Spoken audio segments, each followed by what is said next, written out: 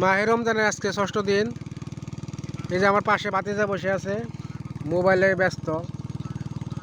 রোজার মাস, সে রোজা থাকতে পারে না, তার জন্য দোয়া করুন সে যেন রোজা থাকতে পারে। দেখা যায় অত্যন্ত দুঃখ ভারাক্রান্ত হৃদয় নিয়ে বলতেছি, রোজার মাস, সবাইকে হেদায়েত দিক আল্লাহ।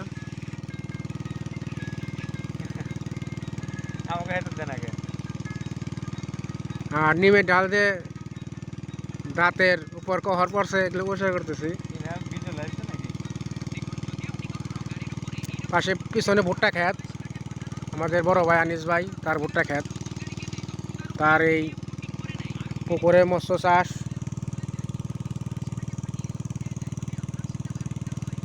বিকালের সময়টা অসাধারণ সময়,